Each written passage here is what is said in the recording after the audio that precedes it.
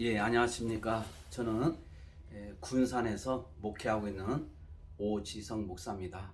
오직예수교회를 담임하고 있고 유튜브로 오지성 TV를 하고 있습니다.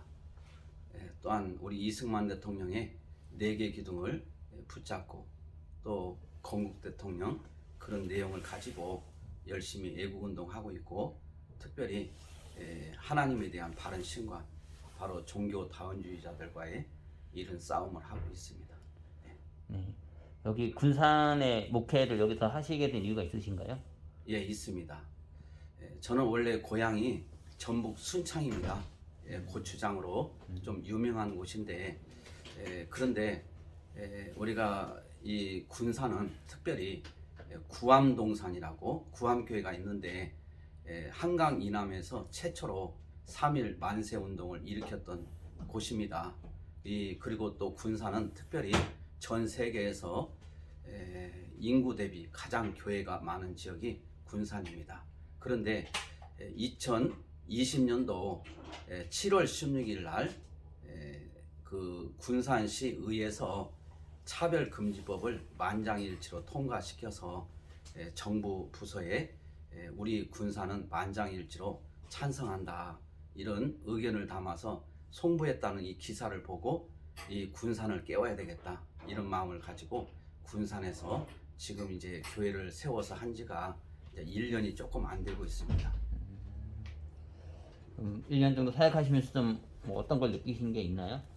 예, 이 군산에서 뭐 전라도 지역이야 다 사실 그렇지만은 이 전라도는 식당에 가도 사실 뭐 꼭 무슨 뭐 문재인 대통령의 뭐 좋은 물론 실적도 있지만은 문재인 대통령님의 도움으로 우리가 먹고 살고 있다. 그러면서 또 목사님 공산주의가 되면 그 체제에 맞춰서 살면 되지 뭘 그렇게 걱정을 하시냐고 이렇게 상당히 국가 간이 굉장히 흐릿한 이 지역입니다. 그래서 이 지역에서 제가 해야 될 일이 있고 또 하나님께서 주신 사명이 있어서 이 군산에서 하고자 했던 것입니다. 진짜 이제 공산주의 되면은 거기 맞춰 살면 된다 그런 얘기 하나요? 예, 그렇죠. 그렇죠. 이제 신기하다. 저만 들어서 모르는데 저희 사모도 같이 들었기 때문에 그런 이제 그래서 하나 이제 신뢰를 들면 판문점에 거기에서 GP에서 근무를 하셨다고 하더라고요. 근데 가서 보니까 그 북한에서 쳐들어오면 그 길목마다 큰 콘크리트 벽을 폭파시켜서 차단을 시키는 그래서 지연을 시키는 건데 그것을 이번에 문재인 정부 들어와서 다 그걸 철거해 버렸습니다.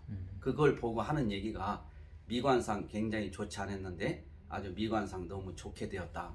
이 이야기를 듣고 제가 충격을 받은 적이 있습니다. 그 소수견 아닐까요? 진짜 다수가 그럴까요, 전라도가? 저는 소수라고는 생각하지 않습니다. 쉽게 해서 목사님들도 여기 있는 목사님들은 하나님의 말씀을 붙잡는 것이 아니고 자기들이 따르고 하는 신념이나 사상을 위에 두고 있습니다. 그래서 자기의 사상과 신념을 위에 두고 그렇게 하는데 주로 이 군산만 해도 이번에 한 3만 4천여 명 이렇게 또 이재명 지지 선언하고 또 목사님들이 100여 명이 모여서 이 역사적인 이 애국 교회 구암교회에서 또 선언을 하고 또 주변에 있는 분들 만나보면 거의 대부분이 이재명 또 문재인 대통령에 대해서 굉장히 우호적이고 또 많이 칭찬하는 걸 볼 때 거의 대다수가 그렇지 않나 저는 그렇게 생각합니다. 그러면 좀 절망감 느끼진 않으시나요? 저는 오히려 이런 가운데 또 희망을 봅니다. 또 물론 목사이기 때문에 그런 것도 있지만은 우리가 이 전라도는 사실 어둠의 터널 속에서 이 사상에 갇혀서 있지만은 그러나 또한 하나님께서 제가 개인적인 응답을 받았지만은 이 문제는 사상 문제다 이렇게 말씀을 하셔서 이 사상은 김일성 주체 사상 다시 말해서 1960년에서 70년대 북한 통치념이 주체 사상인데 그 사상을 이 전라도에 있는 우리 고향 사람들은 사상을 굉장히 좀 우에 두고 있고 사상이 변하지 않기 때문에 국가 간도 바르지 못하고 그리고 이분들은 그걸 붙잡고 있어서 도무지 변하지 않고 바뀌지 않아서 희망이 사실 저도 없다고 생각했고, 한때는 주님이 오실 때까지 아마 우리 내 고향 전라도 분들은 변하지 않을 것이다 이렇게 생각했지만은, 하나님께서 이 전라도는 특별히 6.25 때도 굉장히 애국자들이 많이 희생을 당했고, 또 군사는 특별히 세계에서 가장 인구 대비 교회가 많고 또 애국운동의 중심지이기 때문에 이들이 잠자는 이런 어떤 애국 정신이 그들에게 흐르고 있기 때문에 조금 교육을 통해서 가르쳐주면 분명히 일어나고 변화가 일어날 줄 믿습니다. 근데 지금 보면 이번 대선 흐름도 좀 좋지 않은 흐름으로 약간 흘러가는 듯 하기도 한데 좀 어떻게 보고 계세요? 참 이거 생각하면 참 암담하죠. 저만뿐만 아니라 다른 분도 마찬가지일 겁니다. 왜냐하면 그래도 국가의 통수권 대통령이 되려고 하면 제일 중요한 게 경제보다도 국가 간이 저는 제일 중요하다고 생각합니다. 근데 국가 간이 이승만 대통령께서 세운 자유민주주의, 자유시장경제, 한미동맹, 기독교 입국론의에 4개 기둥에 세웠는데 이 자체를 부정하고 흔드는 것을 볼 때 이 대통령 선거는 어느 때보다도 정말 중요한 때다. 그래서 문재인 정부 5년 동안 우리가 경험을 했기 때문에 이번만큼은 정말 국가 간이 바른 대통령이 돼야 되는데, 지금 현재 우리 우파에서는 분열이 되고 있기 때문에 정말 어떻게 보면 희망이 점점 사라지는 것 같은 그런 느낌도 있지만은, 그러나 우리는 반드시 하나가 되어서 우리 하나님 복음이신 예수를 붙잡고 반드시 우리가 승리하게 될 것을 저는 확신하고 있습니다. 지금 뭐 그 보수 우파 진영도 많이 분열이 되어 있지만은 한국 교회도 좀 많이 분열이 된 것 같아요. 예. 뭐 정광훈 목사님, 뭐 서강홍석도 깨졌고, 그리고 대형 교회들도 사실상 뭐 거의 움직이지 않는 별개로 이렇게 움직이는 그런 느낌 많이 받고, 또 최근에는 뭐 심화범 목사님과 정광훈 목사님, 그 나중에는 안희아 목사님도 그런 문제 생기고, 또 나중에 또 더해가지고 황교안 장로 둘러싸고 박영호 목사님과 또 이렇게 한바탕 있고 그런 여러 가지 상황들이었는데, 좀 이런 문제를 좀 어떻게 보고 계세요? 좀 어떻게 하면 또 이런 거 봉합하고 하나가 될 수 있을까? 예, 제가 참 이거 생각하면 이것도 정말 보면 안타깝기 그지없죠. 다 주의 종들이고 또 하나님의 백성인데 원래 우리가 복음 안에서 하나가 돼야 되고 해야 되는데, 이렇게 서로 생각차로 인해서 또 감정적인 것도 있고. 근데 저는 제가 이 말을 꼭 한번 하고 싶은 게 뭐냐면, 저는 이제 세무공무원으로 공직 생활을 오랫동안 해봤기 때문에 주민들하고 어떤 마찰이 생기면 이제 1안, 2안, 3안 이렇게 시나리오를 만들어서 거기에 대응을 합니다. 그래서 1안은 가장 강력한 조건을 제시해서 통과시키려고 하고, 그 다음에 주민들이 반발하면 2안으로 물러서고, 또 그래도 반발하면 좀 약한 3안으로 해서 또 3안도 반발하면 결국은 이제 원점으로 돌아가고 이제 좀 이제 뒤로 미루는 경향이 있는데, 우리 한국 교회가 지금 가장 큰 문제는 사실 예배는 대상이 하나님이고 또 우리의 생명보다 더 소중한 것인데, 우리 한국 교회 교계 지도자들이 이걸 타협의 대상으로 삼은 것 자체가 여기서부터 벌써 출발이 잘못되었다 이렇게 생각을 하고 있고, 또 우리 이제 정광훈 목사님이나 또 심화보 목사님이나 또 박영호 목사님이나 또 뭐 황교안 장로님 이런 분들이 사실 원래 그분들 본질이나 목적은 다 하나입니다. 지금 갈라진 것 같지만은 나라를 걱정하고 나라를 사랑하고 또 복음 통일 예수한국 선교한국을 이루고자 하는 것은 누구도 의견이 없습니다. 없는데 단지 조금 어떤 자기 자신들의 뭐 영역이나 또 추구하는 이런 것들이 있다 보니까 또 그런 과정에서 서로 본의 아니게 또 오해하는 부분들이 있다 보니까 이게 굴곡이 좀 심해져서 서로 이렇게 하는 것이지, 이분들이 지금 이제 예수 안에서 아마 하나가 될 걸로 믿고, 그리고 지금은 목적이 분명합니다. 나라를 살리는 것이기 때문에 자존심도 다 버려야 되고 또 우리의 어떤 것도 좀 버리고 좀 희생도 할 줄 알고, 그래서 우리 정광훈 목사님이나 또 심화모 목사님이나 박영호 목사님이나 또 황교안 장로님이나 이분들이 정말 나라를 사랑하고 하나님을 사랑하는 이 마음으로 큰 틀에서 목적이 같기 때문에 무조건 서로 머리를 조아리고 숙여서 하나로 손을 잡아야만이 분명히 승산이 있게 될 것입니다.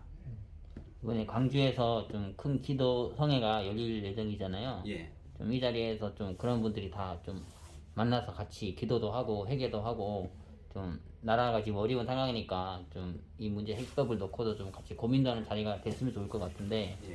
좀 한 말씀 좀 광주에서 안디옥교에서 하는 집회 관련해서 좀 한 말씀 해주시면 좋겠습니다.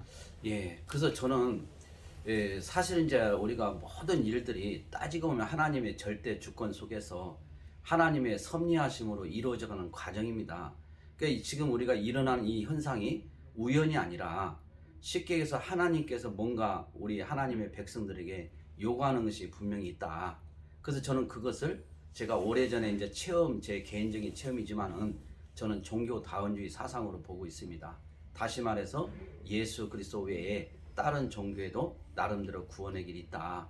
이걸 이제 주장하고 서로 대화하고 연합하는 것인데 이것 때문에 하나님이 원위치 시키기 위해서 이렇게 어려움을 주지 않나 싶은 생각이 들어서 이번 광주 이 집회 때도 저는 그렇습니다. 저는 이 그 본질로 돌아가자.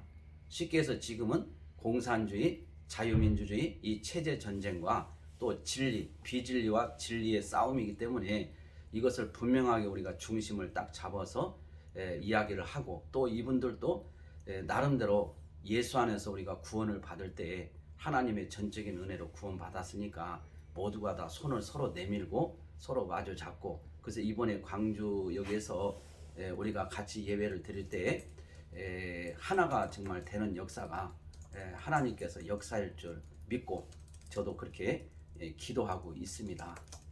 그래서 하여간 이번에 우리 광주 지역의 불모지에서 박영호 목사님이 이렇게 지금 애국운동을 비롯해서 또 교회 본질 회복운동을 지금 이렇게 하시는 것은 굉장히 희망적이고 고무적인 일이다 그렇게 제가 평가하고 싶습니다. 이번에 이제 광주 안디옥교에서 열리잖아요. 예. 박영 목사님 중심으로 해서 되긴 하는데 지금 이제 정강훈 목사님과 조금 이제 문제 생기면서 좀 감정적으로 안 좋아진 부분도 있는 것 같고 예. 그런데 이제 목사님께서는 정강훈 목사님과도 좋은 관계를 유지하고 계시고 박영호 목사님도 또 잘 관계하고 계시잖아요. 예. 두 분에 대해서 좀 목사님 어떤 생각 가지고 이렇게 같이 조절을 하고 계신지 또 이분들의 어떻게 좀 교집합을 좀 발견할 수 있을지 좀 말씀해 주시면 좋겠어요. 저도 사실 제가 이 선거가 이제 금년이죠. 이제 3월 9일 날 대통령 선거, 6월 달에 이제 지방 선거가 있는데 이 선거를 제가 보면서 부정 선거를 해결하지 않고는 투표를 해도 과연 우리의 이 투표한 것이 신성하게 주권에 반영이 될까 사실 회의적입니다. 그래서 황교안 장로님이 이 4.15 부정선거를 하는 걸 저도 사실 보도하고 싶고 하지만은 우리 정강 목사님 또 관계를 생각하면 제가 이게 좀 주저하고 선뜻 나서지 못합니다. 이게 제가 굉장히 지금 딜레마고 안타까운 일이죠. 그래서 우리 정강 목사님은 사실 우리 황교안 장로님을 굉장히 헌신적으로 밀어주고 또 앞장선 것은 사실입니다. 그리고 또한 또 황교안 장로님은 또 나름대로 하실 때 거기에 대한 또 다른 이야기도 있을 수 있겠지만은 지금은 사실 정강 목사님과 우리 황교안 장로님을 볼 때 황교안 장로님은 영적 질서상 또 장로님이시잖아요. 장로님이시면 그래도 우리 정강 목사님이 애국을 처음 시작했기 때문에 목사님 제가 목사님 이렇게 결례를 들어서 죄송합니다. 제가 잘못했습니다. 앞으로 목사님의 가르침을 잘 귀담아 듣겠습니다 하면서 같이 먼저 머리를 조아리면 우리 정강 목사님도 확 막힌 분이 아니거든요. 굉장히 센 것 같아도 제가 옆에서 몇 번 제가 독대를 했어요. 직접 찾아가서 건의도 하고 했는데 정강 목사님은 마치 유소년 같았어요. 그냥 뭐 어떤 그런 사심도 없고 그래서 이분은 센 것 같아도 막상 가보면 너무나도 정말 이렇게 유소년 같이 순박한 부분이 있기 때문에 황교안 장로님이 먼저 찾아가서 하면 뭐 아무것도 아니에요. 이렇게 해서 이런 숙제를 사실 황교안 장로님이 키를 가지고 있다고 할 수도 있어요.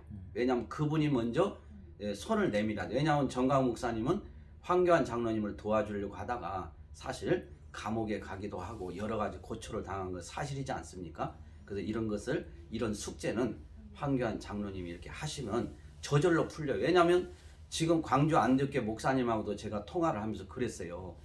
정강 목사님이 우리 그 박영 목사님을 미워하지 않습니다. 형님이라고 생각하고 우리 박영 목사님 귀하게 생각합니다. 근데 박영 목사님에 대해서 좀 이렇게 오해하고 감정이 있는 것은 황교안 장로님을 이렇게 이렇게 같이 손을 잡은 듯 이런 모습을 보이기 때문에 정강 목사님은 황교안 장로님하고 이 관계가 아직 풀어지지 않는 상태에서 이게 지금 오해가 풀어지지를 않는 거예요.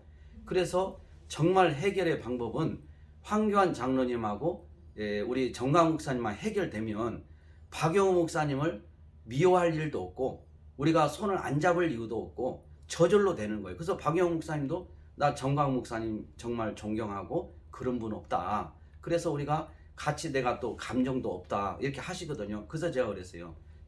우리 박영 목사님 정강 목사님이 박영 목사님이 미워서 그렇게 하는 게 아닙니다. 오해하는 게 아닙니다. 황교안 장로님이 거기에 있기 때문에 그렇습니다. 내가 이 얘기를 분명히 해줬어요. 그러니까 우리가 황교안 장로님이 여러 가지 또 할 말씀들이 있지만은 나라를 살리는 일에 우리 한국계를 살리는 일에 이게 우리가 뭐 좀 자존심을 보고 이거 좋아하려는 게 이게 무슨 문제입니까? 그리고 또 영적으로 봤을 때 장로님은 목사님의 가르침을 받는 게 당연하잖아요. 그래서 우리 정강 목사님 찾아가서 얘기하면 우리 정강 목사님은 유소년 같다고 그랬잖아요. 아무 그런 계산이 없는 분이고 그렇기 때문에 쉽게 손을 잡아 주실 걸 저는 확신합니다. 그러면은 박영 목사님 또 심화보 목사님 우리 또 정강 목사님 모두가 다 손만 잡으면 이번 대선에서는 우리가 이깁니다. 그런데 이게 하나가 안 되면 뿔뿔해지면 사실 힘들어질 것입니다. 예. 지금 호남에 이제 목회자이신데 여기서 보수 우파 애국 운동 하시는 게 좀 어렵지는 않으세요? 어떻게 하다가 이쪽으로 좀 같이 하시게 됐는지 그게 궁금해요. 예. 저는 제가 이제 세무공무원을 경기도에서 이제 오랫동안 하고 그리고 이제 신학을 한 40대 해서 저는 제 고향 순창에서 제가 목회를 하려고 했었는데 제가 순창보다도 이 군산에서 해야 되겠다 이런 마음을 갖고 여기서 지금 하게 됐는데 우리 그 사랑제일교회 이제 변호를 맡고 있는 이성희 변호사님이 있습니다. 이 변호사님이 저하고 이제 통화를 하면서 이런 얘기를 하시더라고요. 전라도의 목사님 5%만 깨어나면 우리 대한민국은 삽니다 이 얘기를 하더라고요. 그래서 5%그 별거 아니죠. 그런 생각을 했어요. 왜냐하면 경기도, 서울, 경상도, 충청도 이런 국회의원들보다도 전라도에서 이 주권자들 투표하는 이 유권자들이 움직여만 주면 이 우리 한국교회가 정치 지형이 변화가 된다는 거예요. 그 이번에도 국회의원 선거 때 작년 4.15 총선 때 제 고향 순창만 빼놓고 나머지 전라북도, 전라남도, 광주광역시 100% 더불어민주당에서 완전히 다 됐습니다. 이런 나라가 어디가 있습니까? 그래서 저는 이 전라도에 희망을 갖는 것이 지금 30%를 목표로 가지고 기도하고 있는데 생각보다도 애국자들이 많이 있어요. 근데 그분들이 앞장을 서지 않아요. 그래서 왜 그러냐고 하니까 내 자식이 공무원이고 내 자식이 직장 다니고 그래서 행여나 자식에게 피해가 갈까봐 목사님 뒤에서 응원이나 하겠습니다. 앞장서는 걸 좀 이해해 주세요. 이렇게 하거든요. 그래서 지금 군산 미군 비행장에서도 한 20여 명씩 모여서 지금 우리가 미군 환영 집회를 하고 있는데 앞으로 이게 이제 확산이 되면서 선거 때는 우리 군산부터 시작해서 전라도가 확실하게 한 30% 정도 움직이라고 저는 그렇게 소망을 갖고 지금 열심히 지금 밑바닥부터 뛰고 있습니다. 어느 쪽이든 뭐 일당 독재가 되거나 한쪽으로 이렇게 너무 몰표가 쏟아지면은 좀 경제와 균형이 상실되면서 오히려 이 호남 지역에 또 피해가 갈 수도 있을 것 같거든요. 예. 그냥 무능한 사람들이 더불어민주당 그냥 거기 들어가가지고 무조건 표대만 꽂으면 이제 당선되는 거니까. 그렇죠. 막 그런 식으로 해서 결국은 좀 자질 없는 사람들이 당선될 수도 있고 예. 그 피해가 호남 쪽에 올 수도 있기 때문에 그런 면에서 진짜 좀뭐 당리당략적인 사고가 아니라 이 지역의 발전을 위해서라도 좀 건강한 긴장 관계 속에서 좀 이렇게 정치가 됐으면 하는 좀 생각은 드는 것 같아요. 예. 그래서 저는 제가 우리 이제 고향 전라도 분들에게 이런 얘기를 하고 싶어요.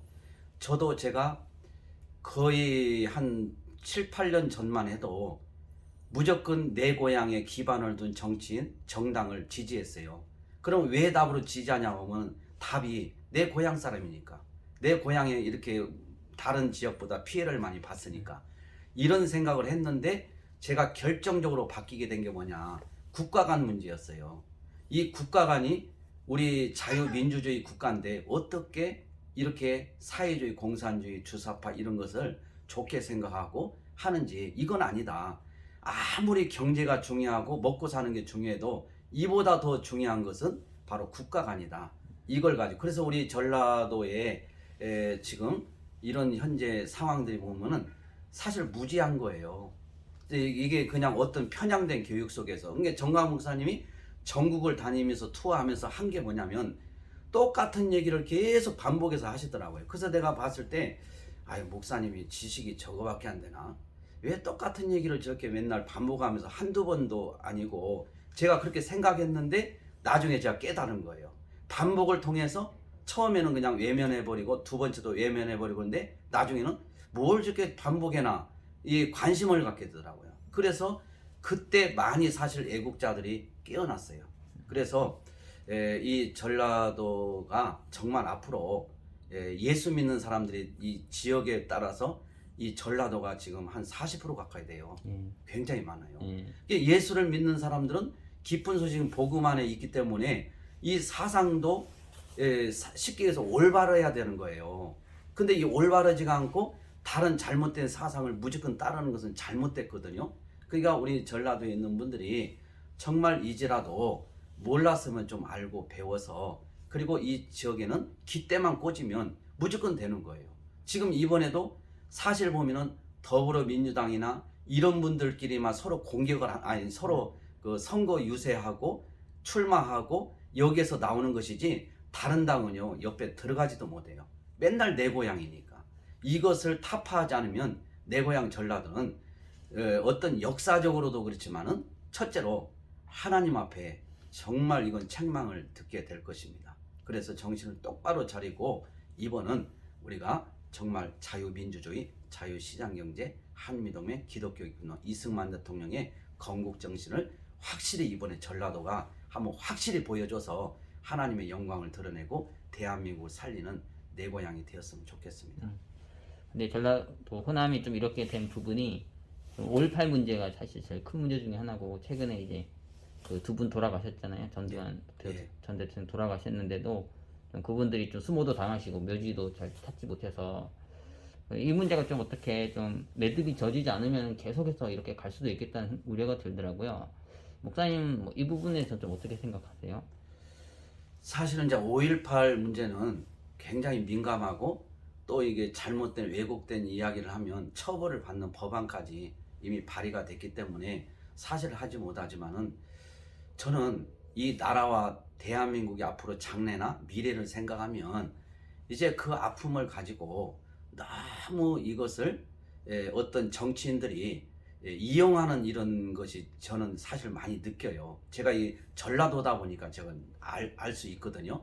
그러니까 5.18을 실제로 억울하게 죽은 사람도 물론 있어요. 있고 많아요. 근데 문제는 뭐냐. 정말 우리가 이 국가적인 이 현실에서 한번 냉정하게 생각할 때는 제가 정말 드리고 싶지만은 방송상 왜냐하면 저는 그 당시에 제가 내 친구도 광주에서 조선대학교를 그때 1학년 때 광주 사태가 일어났거든요. 네. 이게 누구보다도 직접 시위에 참가했던 제 친구나 이야기를 들어보면 저는 많은 정보도 알고 있고 그 상황을 알고 있는데 이 광주 사태는 사실 보면은 정치인들이 저는 문제라고 그래요. 왜냐하면 정치인들이 이것을 앞장 세우고 이걸 이용을 해야만이 어떤 정치적인 발판을 삼을 수 있는 그게 있다 보니까 사실 해결되기가 이건 거의 사실 힘들고 그렇다고 해서 광주 사태를 우리가 다 인정하고 한다고 해서 저쪽 사람들이 변화되는 것은 사실 아닙니다. 우리 고향 사람들은 그게 있어요. 그러니까 항상 피해 의식이 있어가지고 우리는 피해자이기 때문에 하나로 뭉쳐야 된다. 이것을 선량한 우리 내 고향 전라도 분들을 정치인들이 악용하고 이용했던 측면이 사실 많다. 저는 그렇게 평가를 사실 하고 싶고 이것을 해결할 수 있는 방법은 제가 사실 말씀을 드리기가 방송상 네. 좀 어렵습니다. 네. 이해해 주시기 바랍니다. 네. 말하면은 처벌도 될 수 있는 세상이 돼버려가지고 네. 뭐 비슷하게 예를 들면 세월호 같은 케이스로 말씀드릴 수도 있겠죠. 거기도 네, 그렇죠. 보면은 이게 비극적인 사건인데 좀 건설적으로 해결하기보다는 피해자들 쪽에 이렇게 정당이 붙어서 그렇죠. 악용하고 예. 그걸로 계속 정권 흔들고 나라 흔들고 이렇게 가는 건데 오히려 이제 저도 그런 생각을 해봤어요. 제가 세월호나 이런 거 생각하면서 우리 아이들이 이제 나가 있는데 아이들 옷을 제가 이제 이렇게 정리를 하면서 내가 사랑하는 자식이 예를 들어서 세월호 때 5.18 때 피해를 당했다면 그 옷 하나만 봐도 눈물이 쏙 나올 것 같아요. 이게. 그러니까 어떻게 보면은 부모 입장에서는 너무 마음이 아프기 때문에 차라리 내 자식을 그냥 잊어버리고 싶은 거예요. 이게 옷 가지고 먹고 그냥 다 없애버리고 싶어요. 부모님도 사실 돌아가시면 부모님이 생각나고 마음이 아파서 자꾸 다른 걸 없애버리거든요. 차라리 안 보는 게 마음이 편한 거예요. 그러니까 세월호 이분들도 정치인들이 이제 그만 이용을 하고 5.18도 그만 이용을 하고 이걸 해야지 자꾸 그 들먹이니까 잊을만 하면 그 아픈 마음이 생각나고 우리가 정말 우리 대한민국이 어떤 나라입니까? 정말 우리가 이 대한민국이 하나가 되어서 힘을 모으면 세계에서 가장 정말 힘 있는 나라가 될 소지가 너무나도 많은데 이런 것 때문에 정쟁 이런 걸 이용하고 악용하고 지금도 세월호 그걸 마크를 달고 정치인들은 다녀요. 지금 그게 언제입니까? 그러니까 이런 것을 이제 우리가 그만 유가족들을 가슴 아프게 하지 말고 우리가 그것을 잊지 말고 기억하고 또 그들의 희생을 우리가 거기에 생각하면서 맞지만은 그것을 내가 정치의 발판으로 할 때 전라도 사람들이 많이 있는 지역은 특히 이걸 달고 다녀요. 왜냐하면 이것만 보면 우리 같이 하나가 되는 그런 어떤 구심점이 되거든요. 이 뺏지 않아가. 5.18도 마찬가지로 5.18을 거기에 딱 참배하고 언급을 하면은 많은 사람들이. 근데 실제로 지만원 박사나 또 다른 모든 이런 것들을 제가 보고 제가 또 그때 대학교 1학년 때기 때문에 우리 이제 친구들도 거기 광주 거기에 현장에서 직접 1학년이었어요. 그러니까 이 얘기를 들을 때 곡해되는 것도 있고 정말 어떤 그 자유민주주의를 흔드는 이런 세력도 없다고는 하는 게 아니에요. 분명히. 근데 이것을 얘기하면 또 처벌을 받기도 하고 또 어떻게 보면 억울하게 희생된 우리 시민들이 많기 때문에 그들에게 욕되게 할 수 없기 때문에 사실 이것을 그냥 제 마음에 저도 두고 우리가 큰 테두리에서는 이제는 더 이상 유가족들이나 아픈 사람들을 자꾸 들먹이고 생각나게 그렇게 하지 말고 이제는 좀 잊었고 그 정신으로 우리 경제 발전이나 모든 걸 위해서 전진을 좀 했으면 좋겠어요.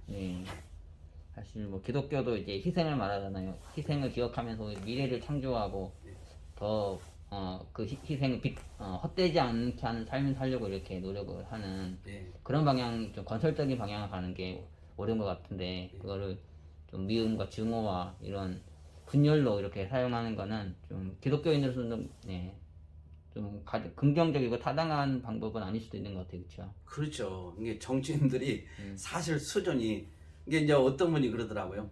정치인 수준과 국민의 수준은 똑같다고. 그러니까 국민의 수준이 올라면 정치인의 수준이 올라가는 거예요. 근데 국민의 수준이 똑같다 보니까 정치인들이 세월호나 5.18이나 이걸 자꾸 이용하고 하면은 국민들이 거기에 같이 호응하고 부응해서 그게 또 효과가 있다는 거예요. 이게. 그래서 이제 정말 우리 지금 목사님이 얘기했듯이 우리가 건설적인 방향으로 지금 어렵고 그러기 때문에 우리가 전 세계 우리 대한민국 역량이 얼마나 큽니까?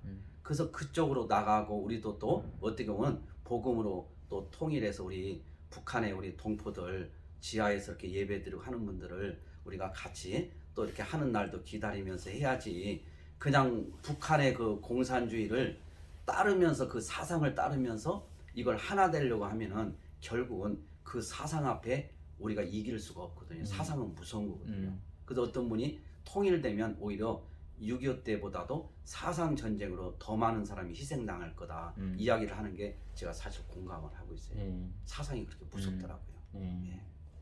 예, 세무 공무원 하시다가 목회자 되었다고 하시는데 예. 그 세무대가 수원에 있기도 하고 예. 좀 공무원 중에서도 좀 스페셜 케이스잖아요. 세무 예, 공무원이라는 예, 예, 거는 좀 편하고 안정적인 직장이신데 예. 그걸 그만두고 이렇게 목회자가 돼야 되겠다 생각하신 이유가 있으실 것 같아요. 예, 저는 사실 이제 국민학교를 졸업하고 중학교, 고등학교를 검정고시로 졸업했어요. 그래서 독학을 한 거죠. 그러면서 서울의 구로공단에서 공장 생활하고 또 반포 아파트라고 있는데 옛날에는 74년도에 75년도에는 반포 아파트가 5층인데 가장 큰 좋은 아파트였어요. 거기서 이제 신문도 돌리고 또 뭡니까 막노동도 하고 그렇게 하면서 하나님 앞에 제가 그렇게 소원했던 게 있었어요. 하나님 중학교만 나오게 해주시면 제가 주의 길을 가겠습니다. 이렇게 소원했는데 제가 이제 쉽게 얘기해서 중학교도 졸업하고 고등학교도 졸업하고 이제 검정고시로요. 그렇게 해서 또 이제 세무공무원 되고 그렇게 하면서 나중에 세무비리가 터지면서 윗사람들이 구속이 되고 그런 어려움 속에서 제가 그때 필름처럼 지나가는 거예요. 예, 분명히 중학교를 졸업해주면 네가 주의 길을 가겠다는데 그래서 그때 제가 98년도에 한참 IMF가 터져서 힘이 들 때 그때 제가 사표를 던지고 신학을 하게 됐죠.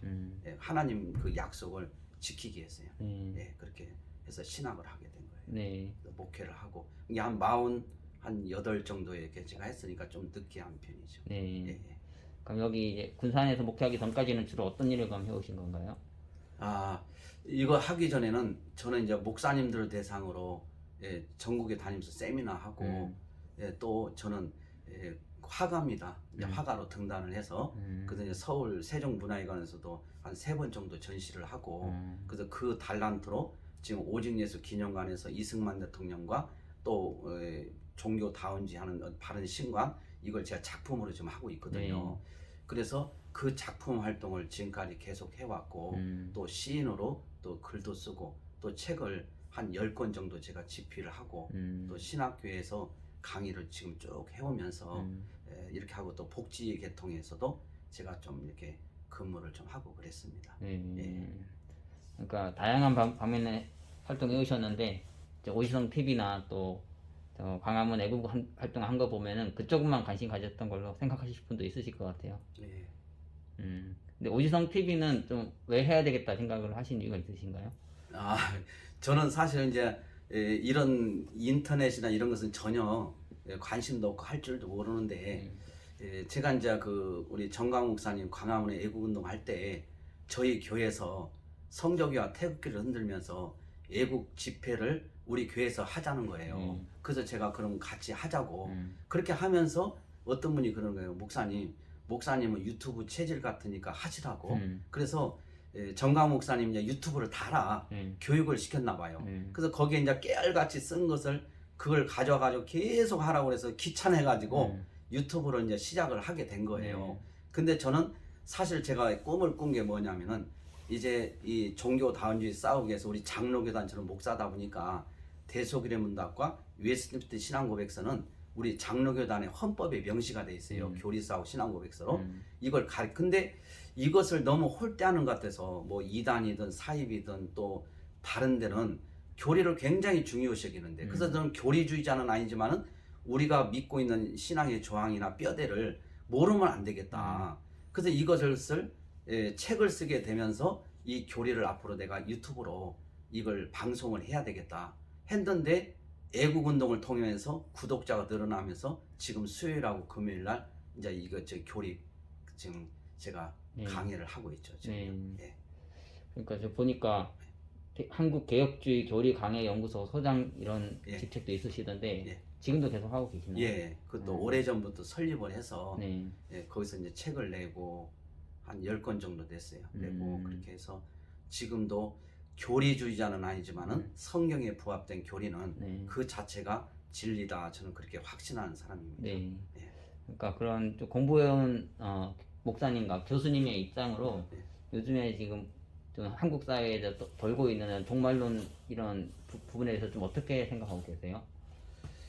하여간에 우리가 종말론을 얘기할 때 사실 뭐 예수님이 뭐 오시는 건 분명히 오세요. 네, 오시는데 뭐 언제 오신다 하면 이게 이제 어떤 사이비 이단으로 갈 수가 있고 사실 이제 미국이 그때 이라크를 침공했을 때 그때 이제 일어났던 것이 이장님 시한부 종말론이 일어나게 됐거든요. 네. 이게 세계적으로 이 어려움이 생기면 항상 그런 사이비나 종말론이 이렇게 부각을 드러내요. 네. 그게 지금 어쩌면 이 시기가 우리 지금 코로나 이런 온역이나 이런 지금 나라 국가적으로 이런 걸 봤을 때 네. 체제 전일 때 정말 여기에서 뭔가 사이비 이런 또 그다음에 종말론 특히 예수님이 언제 오신다 하면 사실은 우리가 어떻게 보면 예수님 맞이하는 게 우리 꿈이잖아요. 네. 근데 그걸 이제 한다고 누군가 해서 며칠 날 오신다 하면 우리 성도들이 대안이 없다 보니까 거기에 빠질 소지가 굉장히 지금 많은 지금 분위기가 지금 네. 확산되고 있는 네. 상황이에요. 그래서 저는 허경영 그분을 사실 개인적으로 제가 비난할 생각은 없는데 그분이 막 여자분들을 세워놓고 머리부터 가슴을 막 이렇게 이런 가슴 여자들 만지면서 뭐 기를 이렇게 부어놓고 하는데 야 여자들 가슴을 만질 때 이런 것은 굉장히 요즘은 성추행이나 이런 게 굉장히 하잖아요. 네. 근데 아무런 그런 거 없이 그렇게 하는 거 볼 때 정말 제가 그런 거 있어요. 그러니까 지금 이 시대는 뭔가 우리가 뭐 정치인이든 누구든 이게 어떤 그런 거에서 뭔가 이렇게 좀 이렇게 우리가 기독교에서는 용납할 수 없는 그런 방향으로 지금 진행이 되어지는 것도 있고 또 종말론이 앞으로 제가 봤을 때는 이제 계속 고개를 들어서 내가 기도하니까 하나님이 며칠 날 오신다 하더라. 너희들 다 재산 가지고 살 길을 찾으라 하면 많은 분들이 또 미혹돼서 갈 소지가 지금 토양이 지금 그렇게 되어가고 있어요. 지금. 너무 지금 힘들잖아요. 지금 국가에다도 사법부에다도 또 한국 교회에다도 희망을 어디에서도 찾지를 못하는. 이제 주님이 오신다고 하니까 거기에 매진하게 되면 이게 큰 앞으로 문제가 될 수도 있죠. 이 종말론에. 네. 그럼 가장 건강한 종말론 어떤 걸까요? 저희는 이 건강한 종말론은 저는 그래요. 우리 주기철 목사님이나 목사님 이런 순교자분들은 먼 하늘에 조각구름만한 손바닥만한 구름이 떠도 행여 주님 오시나 생각하면서 눈물 짓고 이렇게 목회하셨거든요. 이게 우리가 종말의 신앙은 더 우리가 어렵고 힘든 것을 이겨내는 원동력이 돼요. 그래서 이런 원동력이 사실 되는데 건강한 이 종말론은 사실 우리가 성경을 벗어나면 안 됩니다. 그러니까 우리가 언제 오실지는 모르지만 준비를 철저히 하고 그리고 마라나타 신앙을 가지고 언제든지 주님이 오시면은 우리가 맞이할 수 있는 그런 이제 우리가 준비를 해야 되고 그 다음에 이제 우리가 지금 이걸 얘기를 해야 되나 이제 조금 이거 좀 빗나간 건데 저는 제가 이제 그 종교 다원주의의 싸움이라고 했잖아요. 근데 이 싸움을 할 때 천국과 지옥을 제가 3시간 반 동안 하나님 저 천사의 걸에서 구경을 하고 와서 개인적인 체험이에요. 근데 지옥에 목사님들이 그렇게 많이 와 있는 거예요. 그래서 이걸 왜 왔느냐고 천사가 가르쳐 주는데 종교 다원주의 사상을 가지고 목회하면서 끝까지 회개하지 않는 목사들이 여기 와 있다. 그래서 종교 다원주의가 뭔가 그랬더니 하나님 외에도 다른 종교마다 구원의 길이 있다. 이걸 인정해 주는 거거든요. 그래서 이런 것을 지금 우리가 이런 종교 다원주의 이런 싸움 속에서 우리가 진리를 붙잡고 비진리를 배척하고 이제 이렇게 지금 나가고 있는데 지금 건강한 그 종말론이겠나요? 네, 종말론. 그래서 저는 하나님을 이 시대에 예수 믿는 사람이 없어서가 아니에요. 교회나 정치계나 많아요. 근데 정작 하나님을 두려워하는 사람이 없고요. 정말 우리 주님의 재림의 신앙을 가진 사람은 그렇게 살 수 없죠. 두려운 마음으로 살죠. 저는 그래서 두려움을 가지고 하나님을 경외하는 마음으로 종말론의 그런 자세가 돼야 된다. 그렇게 생각합니다. 방금 이제 목사님들이 지옥이 많이 계셨다 이런 얘기 하셨는데 최근에 또 논란이 되는 게 그냥 구원받은 자들 구원의 문제에 있어서 한 번 구원이 영원한 것이냐 아니면은 탈락할 수 있고 취소될 수 있느냐 이런 얘기가 논란이 좀 많이 되더라고요. 뭐 목사님 얘기 들어보면 뭐 목사님들도 지옥에 가 있다 그러니까 그분들은 탈락한 건지 아니면 처음부터 거듭나지 않았던 건지 어떻게 생각해야 될까요? 그게 이제 이게 저도 이걸 굉장히 지금 교리 강좌를 할 때 얘기를 해요. 많이요. 네. 많이 하는 게 뭐냐면 사실 이제 목사님들이 한 번 구원은 영원한 구원이 아니다. 이렇게 얘기하는 것은 저는 비성경적이라고 확신해요. 네. 왜냐면은 아니 한 번 구원은 영원한 구원이다. 네. 이게 저는 성경적이고 근데 구원이 아니다 하는 것은 저는 비성경적이라고 생각을 확실히 해요. 네. 왜 그러냐면은 우리가 이 구원이라는 것은 하나님의 은혜로 말미암아 믿음이라는 선물이 주어져서 구원을 받는데 우리는 사실 이제 우리 장로교단은 육과 영 또는 영혼 이렇게 이분수를 믿어요. 네. 그러니까 우리가 육이 죽어 있는 상태면 살아 있는 게 아니 영이 죽어 있으면 살아 있는 게 육밖에 없어요. 네. 그러면 육은 자연인 상태를 말하거든요. 네. 그럼 자연인 상태에서는 하나님과 원수 관계예요. 그러니까 우리가 영적으로 죽어 있는 자는 영이신 하나님을 내가 알 길도 없고 내가 죄인인 것도 모르고 죽어가면서도 살려달라고 할 수도 없어요. 그런 상황이 있는데 하나님이 어느 날 우리에게 다가와서 우리의 죽은 영을 살려주니까 내가 죄인인 걸 알게 되고 하나님이 나의 아버지인 걸 알게 되는 거예요. 이게 사실 구원이거든요. 그런데 이 구원이라는 것이 쉽게 해서 한 번 구원은 영원한 구원이 아니다. 이렇게 하는 사람들 얘기를 들어보면 이거예요. 교회 생활, 신앙 생활 다 잘해요. 잘하는데 나중에 보니까 격길로 가서 빠져버리더라는 거예요. 근데 그 사람을 기준이 돼가지고 봐라. 열심히 안 하니까 결국은 하나님이 버리지 않느냐. 근데 우리 장로교단에서는 확실하게 얘기하는 게 뭐냐면 그 사람은 처음부터 하나님께 유기된 자였다. 이게 정답이거든요.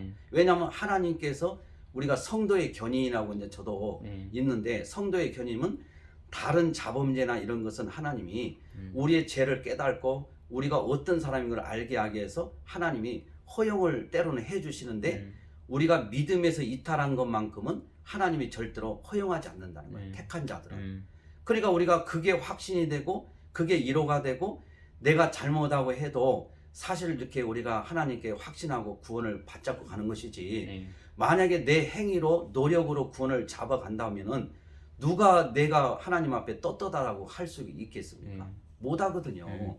그러니까 우리가 보면은 이 한 번 구원은 영원한 구원이 아니다 이런 성은 아까도 얘기했듯이 예수를 믿다가 그냥 떠나가는 사람. 이게 이제 기준이 되고 이제 그러는 거예요. 그래서 저는 한 번 구원은 영원한 구원이 맞습니다. 그리고 또 제가 하나만 더 덧붙이면 이야기를 해요. 내가 이미 구원 받았으니까 나는 이제 무슨 짓을 해도 된다. 못된 짓을 해도 된다. 우리가 아무리 인간도 그렇게 할 수 없어요. 하나님의 은혜로 우리가 구원을 받은 자가 내가 이 구원을 갖다가 이렇게 막 짓밟아 버리고 나는 이제 구원 받았으니까 나는 됐으니까 하나님 영광을 가리우고 막 못된 짓을 해도 된다고 이렇게 하는 사람은 하나님께 원래부터 버림을 당한 사람이에요. 그러니까 우리가 칼빈이 얘기했듯이 우리는 종교성을 가지고 쉽게 해서 이 신앙생활하는 사람이 너무 많다는 거예요. 종교성. 그건 뭐냐? 하나님께서 우리를 창조할 때 초월자를 그리워하도록 우리에게 어떤 씨앗을 심겨놨다는 거예요. 그러니까 우리는 누군가를 우리가 초월자를 그리워하게 돼 있는데 쉽게 얘기해서 하나님 아니면은 우상을 이제 그리워하는 것이죠. 이렇게. 그래서 이제 우리가 정말 하나님 앞에 구원받은 자라면은 절대로 내가 한 번 구원은 영원한 거니까 못된 짓 해도 괜찮다 이런 사고 자체를 가질 수가 없어요. 절대로 가질 수 없어요. 우리가. 그리고 이제 중생 거듭남의 특징이 제 길로 가다가 유턴해서 다시 돌아오는 특징이 있다고 그랬거든요. 근데 죄를 짓고도 계속 끝길로 가는 사람은 이미 버리운 자예요. 근데 하나님께 택함을 받은 자는 죄를 짓더라도 넘어질 수도 있지만은 다시 돌아오는 특징이 있는 거예요. 오래 가지 않아요. 이게 중생 거듭남의 특징이거든요. 이게.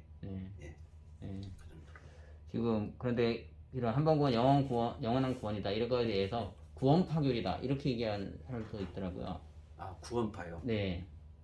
구원파가 그러니까 구원을 끝나고 그 뒤에는 아무렇게나 살아도 상관없다 이런 식으로 이제 구원파 가르치거든요.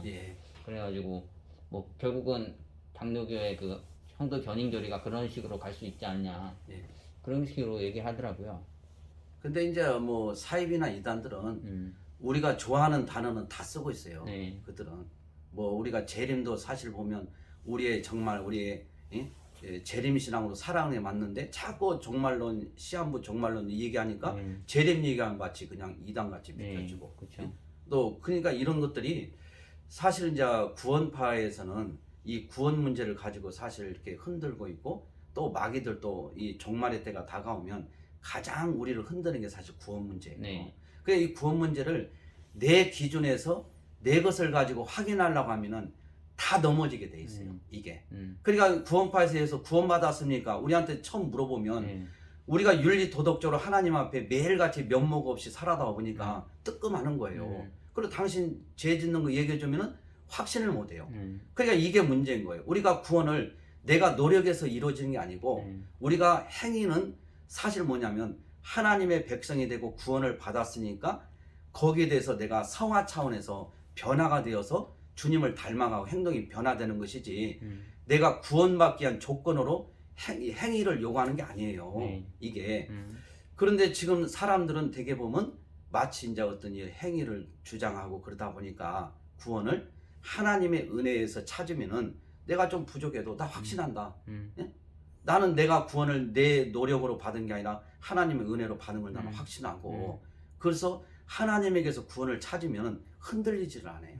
근데 이것을 세상에서 찾다 보고 우리 찾다 보니까 마귀들이나 이런 사람들은 공격을 할 때 당신 봐라 어떤 삶을 사냐 생각 이렇게 하니까 우리가 구원을 갖다가 확신을 못하는 이런 경우가 있고 이단들에게 답변을 못하는 경향이 많이 있습니다. 예. 그러니까 구원파랑 칼빈주의나 이런 게 좀 다른 부분은 분명하게 기독교는 성화를 가르치고 영화를 가르치잖아요. 그런 식으로 죄를 싸우는 삶을 살아야 된다고 가르치지. 뭐 구원받았으니까 이만대로 살아도 된다 그런 식의. 그렇죠. 그건 아니죠. 그건 아예 하나님의 은혜를 짓밟는 거죠. 악용하고. 그건 하나님의 백성이라면 어떻게 감히 그런 사고를 생각을 할 수가 있어요. 있을 수가 없는 일이죠. 그런 사람이 기준이 돼가지고 마치 그냥 구원을 갖다가 한 모금은 이거는 아니다 이런 식으로도 막 몰고 가기도 하고 왜냐면 그런 못된 사람이 왜 기준이 되냐고 하나님의 기준이 돼요. 하나님의 은혜가 기준이 되고 그렇죠 저는요. 그래서 절대로 우리가 이 종말의 때가 다가오면 구원에 대해서 우리 흔들지 말자. 이건 하나님의 은혜로 받은 거니까 그렇죠 저는 그걸 강조하고 있죠.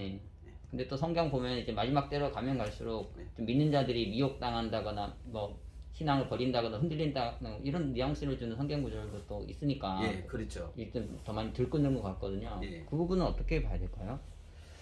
그러니까 우리가 보면 야고보서를 보면 신학자들이 얘기할 때 지푸라기 서신이라고 그래요. 왜냐하면 마치 행위구원을 얘기하는 것 같기 때문에. 근데 사도들의 신앙을 보면 행위구원을 하잖아요. 전적인 하나님의 주권하에서 하나님의 은혜로 구원받는 것을 바탕에 깔고 그리고 행위를 얘기하거든요. 그러니까 마땅히 예수를 믿고 하나님의 은혜로 구원받은 자는 행위가 변화가 따라야 된다는 거거든요. 이게 구원의 조건이 아니고 이미 하나님의 자녀가 됐으니까 바뀌어야 된다는 거예요. 이게. 그런데 그걸 이제 곡해하고 이렇게 이제 하는 경우가 있어요. 그리고 가서 뭐라고 했어요? 그 마지막 때에 좀 신자들이 믿음이 흔들린다거나 막 신앙을 버린다거나 이런 것처럼 좀 뉘앙스가 있는 그 이제 마지막 때에 대한 그 말씀들이 있잖아요. 그런 부분을 좀 어떻게 해석하는 게 좋을지.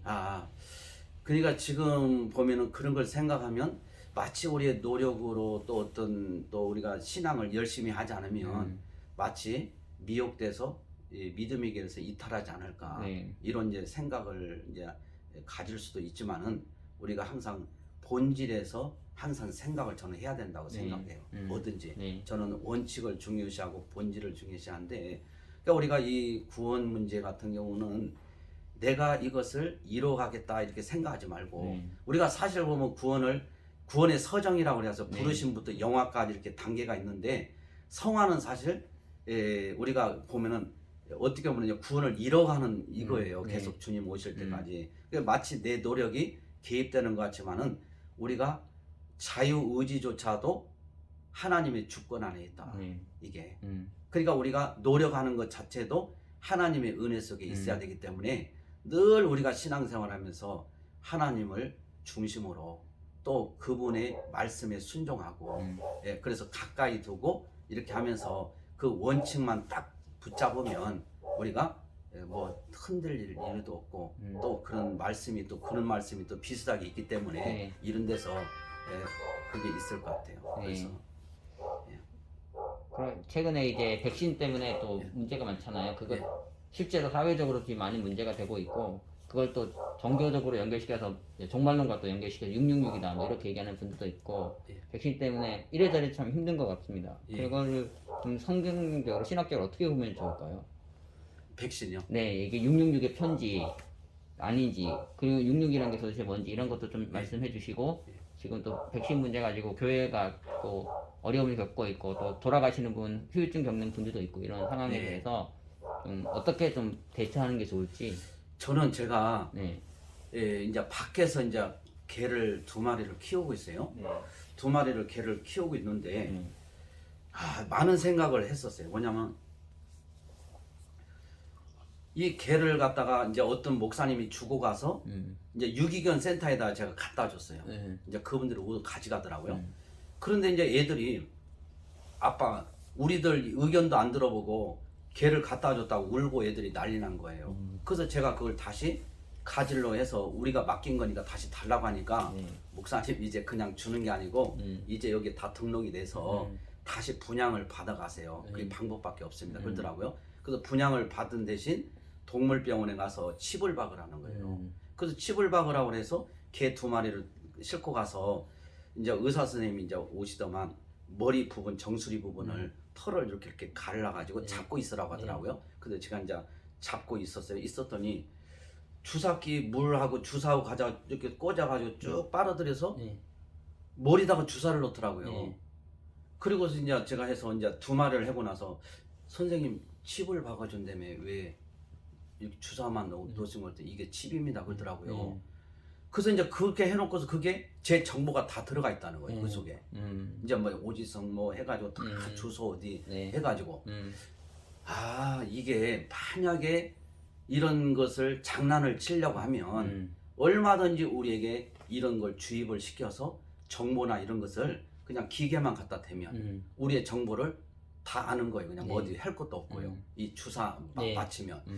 그래서 혹시 이게 이런 거 아닌가 이런 생각을 그냥 개인적으로 한번 해본 거예요. 제가 해보고 또 백신이라는 것은 사실 굉장히 민감한 부분인데 저는 절대로 맞지 않을 거예요. 저는 이것을 사실 이제 뭐 의료의 전문가들도 면역력이 계속 떨어진 것도 이미 검증이 다 되어 있고 그래서 자세한 건 제가 설명할 수는 없지만은 그래서 앞으로 이게 다른 분들은 666 표가 아니냐 이렇게 얘기하는 분도 사실 있어요. 근데 저는 이걸 666 표로는 보지 않는데 특이한 게 이번에 있잖아요. 그 빌 게이츠가 이번에 이거 백신을 하면서 그게 명칭이 666 그 등록 그게 있더라고요. 이게 혹시 목사님 보셨나 모르겠어요. 그래서 제가 이걸 보고 깜짝 놀란 거예요. 지금 가만있어 봐요. 제가 이걸 우리 이제 여기 있구나. 야 이거 보고서 자 여기 보니까 이걸 이제 연구를 오랫동안 하신 분인데 이 코로나 뜻이 뭐냐면 태양의 왕관이라는 거거든요. 태양의 왕관. 그 다음에 코로나 바이러스 특허 공개일이 2020년 4월 26일인데 제목이 뭐냐 누시퍼 네이즈. 그리고 WO 2020 6666. 이게 우연의 일치는 모르겠지만은 이렇게 이제 번호가 되면서 사람들이 이게 진짜 666 표가 아닌가 이렇게 번호가 그래서 이런 것 때문에 많이 했는데 제가 개인적으로 봤을 때는 666 표는 아직 아니다. 그러나 지금 그 666 그 단계에 들어가기 전에 지금 전초전 이게 지금 그런 것이 지금 하나의 단계다라는 것은 제가 부인할 수 없게 되더라고요. 제 개인적인 신앙인데 그래서 지금 굉장히 지금은 영적인 이 전쟁 속에서 이걸 맞아야 되나 안 맞아야 되나 이렇게 얘기하지만은 제가 뭐 맞지 말라고 얘기는 못해요. 못하는데 저의 신념은 절대로 저는 안 맞는다. 저는 이게 확실히 말할 수가 있어요. 그렇게. 하나님이 왜 이런 상황을 허락하셨을까요? 너무 어렵잖아요. 그게 가장 제가 그 질문을 사실 저는 받았어요. 저는 아까도 초기에 얘기했지만은 이 모든 게 하나님의 절대 주권을 저는 제일 깃발을 높이 들어요. 그래서 하나님이 모든 것을 당신의 뜻대로 이루어 하시는데 이게 섭리의 한 부분인데 근데 이 섭리 속에서 하나님이 왜 이렇게 지금 어려운 상황을 만들었을까? 이것을 어떤 환경, 정치인, 누구에서 찾은 것은 사실 본질은 아니에요. 네. 왜냐하면 하나님이 이루어 가시는 거기 때문에. 그러면은 이것을 분명히 누구에서 찾냐? 하나님 관계에서 찾아야 돼요. 네. 근데 하나님이 왜 이렇게 어려움을 하는데 기도에도 마치 주무시는 것처럼 잠잠하실까? 오히려 더 어려울까? 이것을 저는 종교다운주의에서 확실히 찾은 거예요. 종교다운주의. 그러니까 쉽게 얘기해서 예수를 안 믿는 게 아니에요. 제가 이제 목사님들 세미나 했다고 했잖아요. 만나보면은 다 예수 잘 믿어요. 잘 믿는데 그분들이 하는 게 뭐냐면 불신자에게 복음을 전할 때 다가가면 문을 딱 닫아버린다는 거예요. 그러니까 그들에게 복음을 전해야 되지 않느냐. 한 영혼이 천하보다 귀하다고 했는데 그래서 복음을 전하기 위해서는 그래 니네도 나름대로 구원이 있고 우리도 있는데 한번 우리 기독교를 한번 믿어봐라. 이게 지혜로운 게 아니냐. 저도 생각해보니 그게 맞는 것 같아요. 근데 실제로는 사도들이나 성경에 보면은 그런 진리를 가지고 타협한 적이 없어요. 목숨을 걸고 진리를 했거든요. 이게 지금 문제는 불신자도 문제 아니에요. 성도가 문제가 아니에요. 목사가 문제예요. 목사. 이 목사들이 쉽게 얘기해서 종교다운주의. 그래서 우리가 WC나 NCK에 가입한 교단들이나 교세가 가면 갈수록 더 늘어나는 지금 추세거든요. 이게 지금 시대가 하나님에게 배교하는 이 시대이기 때문에 정말 제가 이번에 광주 안디옥교회에서도 할 얘기가 본질로 돌아가는 것은 다시 말해서 하나님의 신관을 바르게 세우자. 하나님을 하나님답게 최고의 위치에 둬야지 하나님보다도 쉽게 얘기해서 다른 종교도 마치 구원이 있는 것처럼 그렇게 문을 열어버리면 이게 무슨 믿음이냐 이거죠. 그리고 제가 개인적인 체험으로 지옥의 목사들이 다 와 있는 걸 제가 봤기 때문에 저는 그래서 이걸 확신하고 이게 지금 모든 문제는 따지고 보면 하나님의 이 종들이 바른 신관 오직 예수 그리스도 외에는 길이 없고 하나님께 나갈 수 있는 방법이 없고 그분만이 구원자 구속자 중보자 그래서 예수님이 나는 길이요 진리요 생명이라고 말씀하신 것처럼 그것이만 확실하게 딱 세워지면 그래서 지금 교회가 예배 이거 있잖아요. 타협의 대상이 아니에요. 하나님의 명령이기 때문에 예배를 가장 기뻐하시기 때문에 예배를 너무 우리는 끝나는 거거든요. 예배를 생명처럼 붙잡으면 우리 한국교회가 삽니다. 그래서 다른 분들은 정치인들 국가가 바르게 쓰면 우리 예배 드릴 수 있다. 이게 아니에요. 교회가 살면 우리 대한민국이 삽니다. 세계가 삽니다. 이게 출발이 교회가 중심이 돼야 돼요. 목사들이 먼저 바른 신관으로 돌아와야 돼요. 저는 이게 가장 중요한 지금 핵심이라고 그래요. 이거 회개하지 않으면 방법 없습니다. 네. 이제 2022년 새해가 이제 시작됐는데 목사님 뭐 어떤 방향으로 좀 목회를 해야겠다 이렇게 하나님 주신 마음이 있으실 것 같아요. 예, 제가 기도하면서 올 금년 표를 바알에게 무릎 꿇지 아니한 7,000명의 용사예요. 우리가 저기 올해. 그래서 저는 사명이 받은 게 그거예요. 하나님의 바른 신관. 오직 하나님만이 유일한 하나님이시고 그분만 앞장 세우고 이게 지금 이스라엘 백성들이 구약에도 싸울 때 보면 성가대를 맨 앞장 세워서 싸워요. 그러니까 승리가 되는데 우리가 생각할 때는 뭐 군 전력, 사람 수 이게 기준이 되지만 하나님의 방법은 찬양이거든요. 근데 찬양대가 백신 안 맞으면 찬양대 못 써요. 그리고 찬양 없애버리고 교회도 목사님들이 지금 나오지 말라고 한대요. 그래 교회가 무너져 버리고 이렇게 해서 저는 올해 그냥 2020년 한 해는 정말 예수를 믿더라도 정말 하나님 영광을 내서 그분만이 유일한 구원자 구속자임을 확실하게 붙잡고 그분에게 영광을 내서 뭘 해도 그분의 영광을 내서 하면 하나님이 반드시 역사할 줄 저는 믿고 있어요. 그 방향으로 이제 군산 미군 비행장에서도 이제 미군 저기가 우리가 가서 이제 환영 그 집회를 계속 했거든요. 민노총이나 또 다른 그 학생들이 와서 미군들 떠나라고 계속 집회를 해요. 우리가 가서 해는 거죠. 미군들이 너무너무 좋아하고 있어요. 이제 그런 사역을 이제 하려고. 미군 나가면은 그게 좋다고 그 사람들은 생각을 하나 봐요. 무조건 나가라고요. 철수하라고. 그래서 저기 강원도의 원주인가 거기서도 한 사람이 3년 동안 비가 오나 눈이 오나 미군 나가라고 해가지고 결국은 없어져 버렸잖아요. 그러니까 이게 한 사람이 그렇게 중요하거든요. 근데 여기서는 지금 그 신부님들 있죠. 거기서 와가지고 그 뭐 사제 무슨 있어요. 정의사제 그런 데서 와가지고 계속 떠나라고 하니까 미군들이 아주 노이로제에 걸릴 상황이에요. 근데 제가 와서 충격적인 게 뭐였냐면은 미군들은 와서 막 음료수 사주고 막 우리를 너무 좋아하는 거예요. 네. 막 그냥 막 땡큐 하고. 근데 우리 요 군산에 있는 분들이 미군 부대 들어가서 일을 하는 근로자들이 있어요. 네. 나오면서 뭐라고 하냐면 우리 보러 또라이 아니냐고 막 비아냥거리고. 이게 얼마나 이 내 고향 전라도가 미군 부대 가서 먹고 살면서도 이렇게 자파적인 사고로 우리가 미군을 격려하는 게 얼마나 좋은 거예요. 네. 오히려 칭찬해 줘야죠. 근데 우리를 돌았다고 이렇게 비아냥거리면서 지나가면서 경적을 올리고 하는 게 아주 이 전라도 현실입니다. 네. 네. 지금 집회다 하시는 거 보면 주한미군이 꼭 필요하다 생각을 하시는 것 그렇죠. 같은데요. 이유를 좀 설명을 해주시면 좋을 것 같아요. 왜 주한미군이? 그건 정가훈 목사님이 제가 정가훈 목사님 자꾸 얘기하는 게 아니라 네. 그분이 한 게 사실 팩트예요. 미군이 떠나면 미군만 떠나는 게 아니라 달러가 떠나간다. 근데 우리가 경제가 지금 굉장히 지금도 어려운데 만약에 미군이 단지 미군만 떠나는 게 아니라 달러가 떠나면 우리 대한민국은 그 순간으로 끝나버리는 거죠. 그래서 미군이 떠나서는 안 되는 이유가 국가 안보도 있지만은 경제가 무너지기 때문에 네. 절대로 미군은 떠나면 안 된다. 이 그런 네. 그 원칙이 있죠. 그러니까 한국이 뭐 기업도 그렇고 뭐 코스피나 이런 다 평가가 절하가 되는 게 그렇죠. 북한 리스크 때문이잖아요. 그렇죠. 그러니까 이게 만약 미군 떠나면 리스크가 엄청나게 커지는 거고 불안한 투자자들이 다 빠질 수 있는. 다 나가죠. 누가 이 대한민국에 투자하겠어요? 미군이 없는데요. 네. 예. 그러니까 그런 걸 너무 모르는 것 같아요, 그렇죠? 맞습니다. 그게 안타까워요. 전라도 현실이 그래요. 네.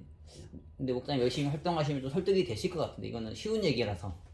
그래서 제가 사실 이런 얘기 저는 목사지만 올해 지방선거에 한번 나가볼까 생각합니다. 아, 왜 그러냐면 내가 뭐 당선을 목적으로 한 게 아니고 이승만 대통령의 4개 기도, 네. 그 다음에 정강 목사님 외쳤던 것 그런 거, 그 다음에 또 우리 대한민국의 지금 안보 이런 현실 네. 이런 것을 제가 이승만 대통령 좀 공부를 많이 하고 있는데 네. 이런 것을 나가서 합법적으로 외치고 싶은 거예요. 네. 예? 그리고 이 군산이라는 것은 실제적으로 아까 얘기했지만은 전 세계적으로 인구 대비 교회가 가장 많아요. 여기가 네. 옆에 다 교회예요. 그런데 이 지역이 영적으로 전부 다 기장하고 통합이 WC NCK에 소속된 교단이 90%를 다 장악하고 있어요. 목사님들. 네. 그러니까 이게 사고가 이게 열리지를 않는 거예요. 그래서 제가 이걸 깨우치고 종교다운지가 어떤 거고 이걸 제가 한번 외치고 싶어서 저는 한번 그런 지금 기도를 하는 거예요. 제가 무슨 돈이 있겠어요? 제가 뭐 인지도가 있겠어요? 그러니까 하긴 모르겠어요. 하나님이 하라고 하면 저는 무조건 순종하려고요. 네. 혹시 뭐 응답 받으신 한테 연락 주시면은 제가 좀 도와드릴 수 있으면 도와드릴게요. 제가 그 정치 그런 학교나 이쪽에다가 좀 공부를 좀 한 게 있거든요. 그래서 실제적인 현실 뛰어보진 않았지만은 미국에서 좀 많이 공부를 한 부분도 있고 주변에 아는 분들도 있어가지고 도와드릴 수 있는 부분 그게 등록하는 게 비용도 만만치가 않더라고요. 그러니까요. 그래서 제가 이런 것도 생각하면서 첫째 또 그것도 많이 했더라고요. 아 이걸 또 어떻게 또 등록비도 마련하나 이렇게 그런 생각도 들고 그런데 하나님이 만약에 하시면 또 하나님께서 그렇게 해주리라고 믿고 있거든요. 하여간 감사합니다. 제가 배우겠습니다.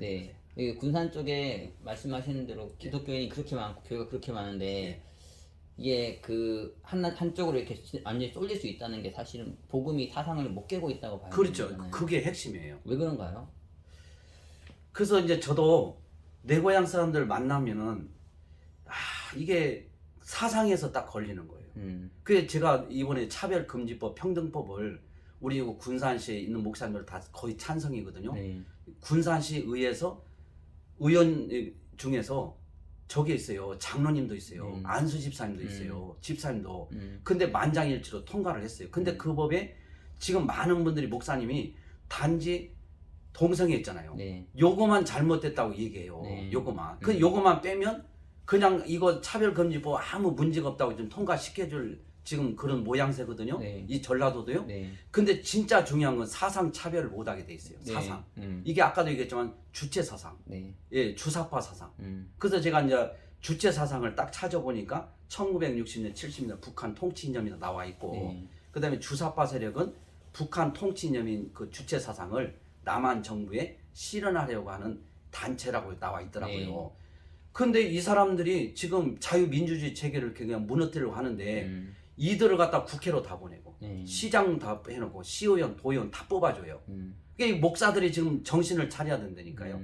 그래서 이분들이 정말 우리가 복음을 믿고 예수를 믿는 사람이라면 정말 이 사상하고는 절대로 하나 될 수 없어요. 복음하고는. 근데 목사님들이 얘기하면 예수 강단에서 늘 얘기하지만은 결정적인 순간에서 딱 뭘 하나 선택하려고 하면은 사상을 잡아버려요. 이 예수를 놓아버려요. 이게 지금 가장 큰 문제인데 이건 사실 보면 육적인 싸움이 아니라 영적인 싸움이에요. 그래서 하나님께서 저에게 주신 달란트가 종교다운주의 잘못된 거, 그 다음에 이런 것을 지금 1인 시위를 하고 있거든요. 다니면서 외치는 거예요. 그러면은 그래서 하나님이 제 마음을 아시고 이걸 어떤 성도들이 깨달아서 역사가 일어날 것 같아요. 이 사상 문제가 전라도를 지금 꽉 잡고 있어요. 이 사상이요. 그게 차별금지법 평등법 안에 사상 차별이 딱 들어가 있어요. 그리고 종교 차별, 다시 말해서 이단 사입이 절대로 이제 우리가 이 얘기 못해요. 건물을 줘도 못해요. 종교 차별. 그리고 예수 믿어야 천국 간다고 얘기하면은 이게 종교 차별로 걸려요. 이런 중대한 요소가 있는데도 단지 동성애 남자 여자, 남자 여자 이것만 가지고 목사들이 지금 얘기를 하고 있더라고요. 정말 안타까운 거죠. 그걸 제가 이제 알려주려고 이제 내 고향에. 그래서 이번에도 제가 이제 출마를 하면은 이런 걸 제가 외치고 다니려고 그래요. 뭐 제가 당선인 문제가 아니고. 그래서 좀 그렇게 기도하고 있죠. 많이 기도하겠습니다. 그 목사님 그 천국과 지옥 갔던 경험하셨던 거 조금 더 자세하게 좀 들어보고 싶은 마음이 좀 드는데요. 뭐 좀 얘기해 주실 수 있으세요? 아유 그렇죠. 근데 이렇게 제가 이제 개인적인 저는 체험임을 저는 전제로 말씀드립니다. 이게 왜냐면 성경적인 건 아니고 제 개인적인 거기 때문에. 그래서 저는 사실 제가 이제 주변에서 저를 뭘 어떻게 평가했냐면 오지성 목사가 천국 못 가면 갈 사람이 없다. 제가 그렇게 사람들이 주변 평가를 해줬어요. 그만큼 신앙생활을 열심히 해왔고 또 교회도 열심히 제가 그림 화가라고 그랬잖아요. 이게 옛날부터 문학의 막 뭐 이런 거 교회 다 행사, 그 다음에 연극할 때 뒤에 막 이런 거 다 제가 했거든요.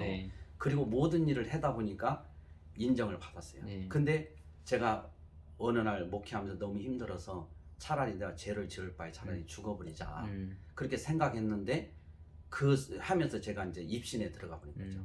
그래서 제가 3시간 반이라는 것은 몇 시에 들어가서 이제 깨어난 게 딱 알았기 때문에 제가 그렇게 하는 거고, 그래서 하나님 면전에 가니까 하나님이 딱 표동한 제 행위를 다 찾으시더라고요. 제가 직접 보는 게 아니라 그 책장 넘어가는 소리가 들리는 거예요. 저는 무릎 꿇고. 근데 너에게 줄 상이 없다고 하시더라고요. 그래서 제가 옆에서 울면서 제가 뭐라고 했냐면 하나님 정확하십니다. 제대로 잘 보셨습니다. 이렇게 제가 고백을 하는 거예요. 그러니까 제가 지금까지 신앙생활하면서 저는 누가 알아주고 누가 인정해주면 저는 굉장히 제가 마음이 뿌듯하고 보람을 느꼈어요. 제 신앙이 바로 그거였어요. 제가. 그래서 누가 안 봐주면은 제가 하는 게 괜히 헛수고 같고. 그런데 하나님 앞에 가니까 사람들은 속이고 저를 갖다가 저렇게 했지만은 하나님은 저를 다 알고 계시더라고요. 그래서 제가 로켓보다 더 빠른 속도로 한 3시간여 동안 하나님 너무 무서워서 도망을 치다가 그 자리에 이제 안심을 쓰고 딱 섰는데 하나님께서 천사에게 뭔가 사인하는 게 딱 느껴지면서 1초도 안 돼서 하나님 면전에 딱 서게 되더라고요. 그러면서 하나님 제가 생각하면 하나님 면전에서는 어느 누구도 절대로 하나님 면전을 벗어날 수가 없구나. 이걸 제가 이제 확신을 하게 된 거예요. 그래서 하나님 앞에 제가 하는데 하나님이 이런 얘기를 하는 거예요. 너의 바른 신관을 칭찬한다고. 그 얘기를. 그래서 저는 종교다운주의를 얘기하더라고요. 너를 앞으로 종교다운주의 이걸 위해서 내가 너를 쓰겠다고. 그래서 저는 종교다운주의가 뭔지도 몰랐는데 기독교 강요 있잖아요. 칼빈. 그걸 3번을 읽고 그 다음에 우리 장로교단 대속이름단 웨스트민 신앙고백서를 있는 서적을 다 갖다가 제가 공부를 하기 시작하면서 제가 이제 9년은 신학을 공부를 했거든요. 신학 석사까지. 이렇게 했는데 그때 교리가 확 열려버리는 거예요.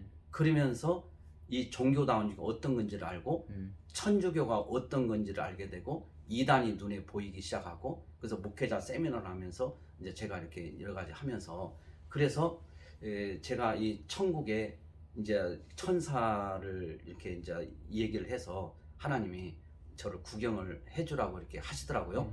그래서 이제 얼굴은 못 보지만 그래서 이제 지옥을 제가 구경을 다 했는데 다른 거 얘기할 지금 시간상 그러니까 딱 하나만 얘기하면 불교의 고승들과 불교 학자들이 연구해서 사람이 죽으면 49제를 넘어야 되는 그 고개를 경남 창원에 보면 창녕이라고 있어요. 창녕. 거기에 북옥온천이 있거든요.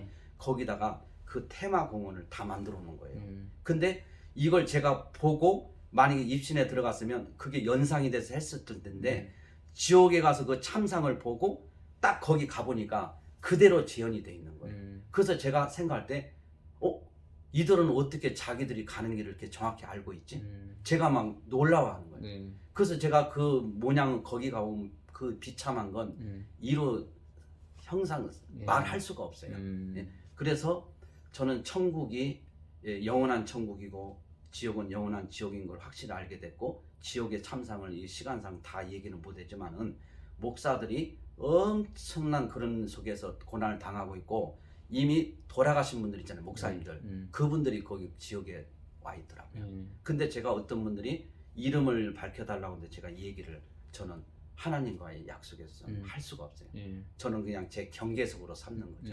그런데 실제로 종교다운주의 사상을 가진 자는 분명히 지옥에 간다. 저는 이렇게 확신을 하고 있어요. 왜? 그건 믿음이 아니기 때문에. 오직 하나님만이 절대 구원자신데 어떻게 다른 종교마다 구원의 메시지가 있다고 인정을 해줄 수 있냐 이거죠. 이건 절대로 아니다. 저는 확신하고. 그래서 지금도 종교다운주의의 사명을 가지고 이걸 제가 싸우는 게 저의 지금 사실 마지막 생명을 다해 사는 저의 사명이기도 해요. 예, 그겁니다. 그래서 광주 안디옥교회 박영 목사님을 그것 때문에 제가 존경하는 거예요. WCC를 싸우고 있기 때문에요. 예. 아까 화가라고 하시는데 문화계 쪽도 사실은 좌타 이쪽으로 많이 막 다 쏠려 있잖아요. 예. 좀 거의 왕따이실 것 같은데 아닌가요? 저는 참 하나님의 이렇게 이제 그런 것은 제가 그랬잖아요. 제가 한 7, 8년 전까지는 내 고향 전라도. 제가 완전히 저는 이 전라도 골수의 골수.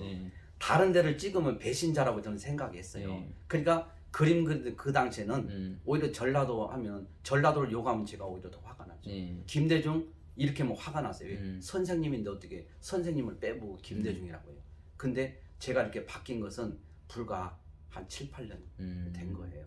그래서 그림 그리고 화가 있을 때는 그런 게 오히려 더 잘못된 이런 사고 가진 게 제 사고였기 때문에 아무런 문제가 안 됐죠. 그런 거요. 지금은 어떠세요? 지금은 이제 확실하고 저는 경제보다도 무엇보다도 국가 간. 그래서 제가 모토가 뭐냐면 바른 신관, 바른 국가 간. 이게 우리 교회 앞에 거기다 딱 써놨지만은 이 두 가지 깃발을 들고 저는 지금 달려가고 있는 것입니다. 오늘 긴 인터뷰 감사하고요. 2022년 새해 맞아서 좀 시청하는 분들한테 한 말씀 해주시고 싶은 거 있으면 해주시고 마치겠습니다. 여러분 장시간 들어주셔서 감사하고요. 우리 노승현 TV는 우리 목사님이십니다. 그래서 저는 우리 고병찬 목사님하고 통화를 제가 목사님 중에 제일 많이 하고 있는 편인데 우리 노승현 우리 목사님 노승현 TV는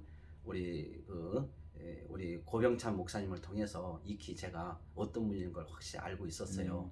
너무 진짜 귀한 분이시고 또 정치적인 논평이나 모든 것들을 제가 근접할 수 없는 이런 부분들을 너무나 잘 해주시고 있고 그래서 우리 노승현 TV도 이제 앞으로 이런 귀중한 것들을 많이 알려질 수 있도록 여러분들이 좀 구독도 해주시고 또 응원도 해주시고 또 관심을 가져주셔서 좀 같이 오지성 TV와 함께 앞으로 우리 한국계와 대한민국을 살리는 일에 좀 귀하게 같이 노승현 TV와 함께 같이 좀 감당을 했으면 좋겠습니다. 그리고 우리 모든 노승현 TV 시청자 또 우리 오지성 TV 시청자분들께 새해도 건강하시고 강건하여서 절망하지 마시고 우리 예수 이름으로 반드시 우리 승리합시다. 이미 우리는 승리하였습니다. 할렐루야.